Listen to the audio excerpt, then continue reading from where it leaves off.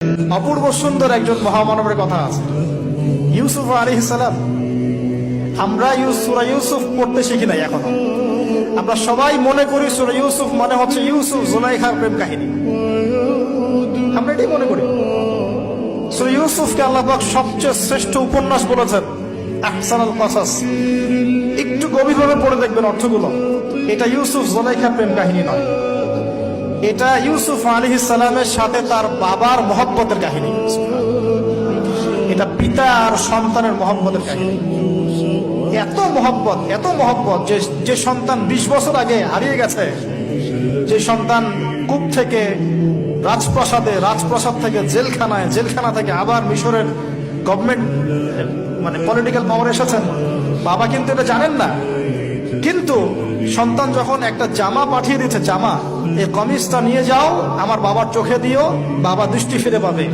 ওই কমিজ নিয়ে যখন কিছু মানুষ আসছে তার বাসার সামনে, তিনি বলছেন, ইন্নী লাআজিদু রিহা ইউসুফ, আমি আল্লাহর কসম ইউসুফের গন্ধ পাচ্ছি। এটা মারা বুঝতে পারবেন, সন্তানের গন্ধ পাওয়া যায়। বাবারা বুঝবো, সন্তান মায়েদের আমাদের ছেলে মেয়েদের গন্ধ আমরা বুঝি, এটা আমার ছেলের গন্ধ, এটা মেয়ের গন্ধ। ইউসুফ আলাইহিস সালামের কামিজ আসছে 1200 মাইল দূর থেকে, আরো বেশি বা কম হবে, আর এখানে তার বাবা গন্ধ পাচ্ছেন। মোহাব্বত, এই কথাটা, এই আয়াতটা আসলেই চোখ দিয়ে পানি বের হয়ে যাবে। ইন্নী লাআজিদু রিহা ইউসুফ, আমি ইউসুফের গন্ধ পাচ্ছি। আর মানুষ বলছে আপনি পাগল হয়ে গেছেন, কতদিন আগে ইউসুফ চলে গেল, আপনি ইউসুফের কথা বলতে বলতে বলতে বলতে চোখ বন্ধ করে ফেললেন কাঁদতে কাঁদতে, এখন বলছেন ইউসুফের গন্ধ পাচ্ছেন। সুবহানাল্লাহ।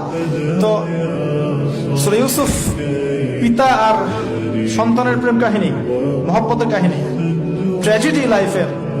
ভাইদের ষড়যন্ত্রে চলে গেলেন কূপে, কূপ থেকে রাজপ্রাসাদে, রাজপ্রাসাদ থেকে জেলখানায়।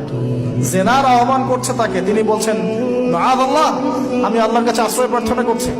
এখানে আমরা সূরা ইউসুফ পড়তে গিয়ে ইউসুফ আলাইহিস সালামের বাহ্যিক সৌন্দর্য নিয়ে কথা বলি, তার চরিত্র, তার বাহ্যিক সৌন্দর্য অনেক বেশি সুন্দর। সূরা ইউসুফ আলাইহিস সালামের এই যে জেনা থেকে মুক্ত থাকার শিক্ষা, এটা যদি আমাদের যুব সমাজ নিতে পারে, ইনশাআল্লাহ অর্ধেক কাজ হয়ে যাবে ইনশাআল্লাহ। কত পার্সেন্ট যুবক আছে বলেন দেখি, একটু অনেস্টলি বলেন, সূরা ইউসুফ আলাইহিস সালামের মতো এরকম তাকওয়া, পরহেজগারিতা, জেনা মুক্ত জীবন যাপন করতে পারে? আমরা তো আরো ইচ্ছা করে প্রেম করি, অ্যাফেয়ার করি, রেপ করি, এই করি সেই করি। আর তাকে অফার করা হচ্ছে সম্ভ্রান্ত পরিবারের একজন রাজার স্ত্রী।